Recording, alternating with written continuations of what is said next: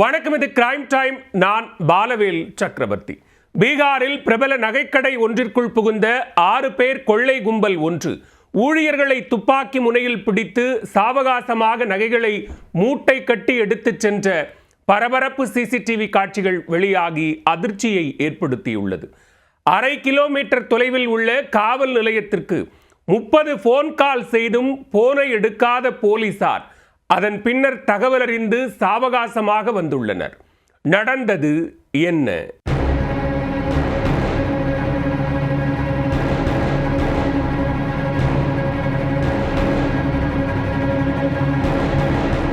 போலீசுக்கு பயந்தவர்கள்தான் முகமூடி போட்டுக்கொண்டு திருடுவார்கள்.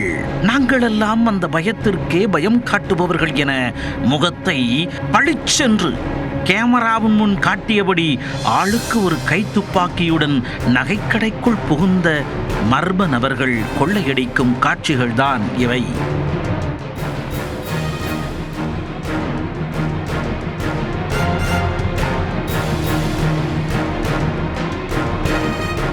அறுநூறு மீட்டர் தொலைவில் உள்ள காவல் நிலையத்திற்கு 30 முறை போன் செய்து அலுத்து போன நகைக்கடை ஊழியர்கள் கடைசியில் வெறுத்து போய் அமைதியாகிவிட்டனர்.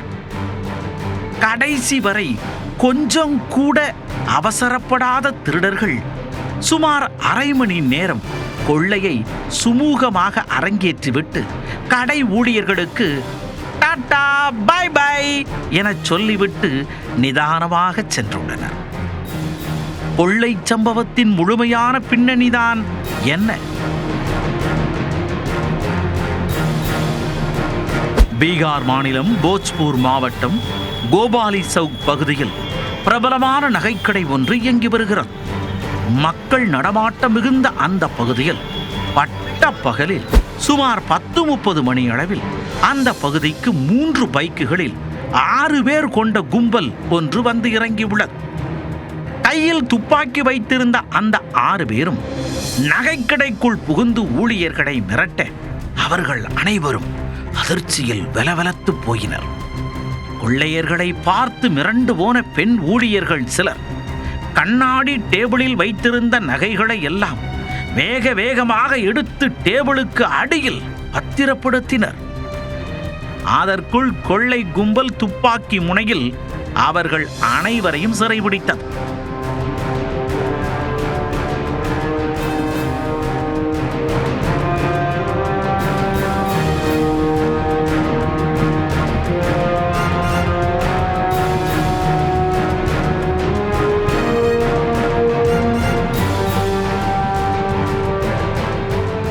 ஊழியர்களை வரிசையாக நிற்க வைத்த ஒருவர் துப்பாக்கி முனையில் பிடித்து வைக்க மற்றவர்கள் அங்கிருந்த நகைகளை எல்லாம் வாரி சுருட்டி பைக்குள் திணிக்க ஆரம்பித்தனர்.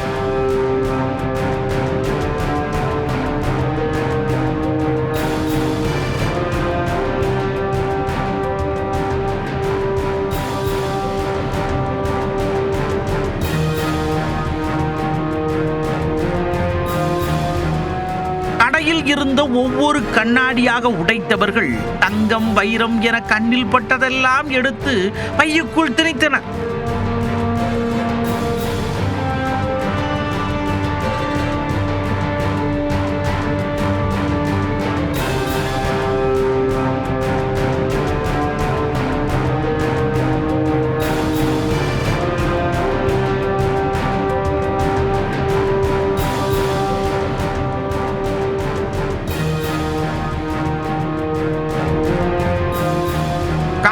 உட்பட ஊழியர்கள் அனைவரையும் கைகளில் தூக்கியபடி நிற்க வைத்து நிதானமாக கடையை சூறையாடியது அந்த கும்பல்.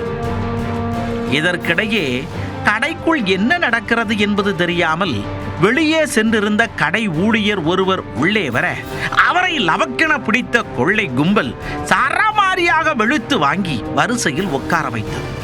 அவருக்கு அப்படியும் என்ன நடக்கிறது என்பது புரியாமல் கொள்ளையர்களின் உத்தரவுக்கு அடிபணிந்தார்.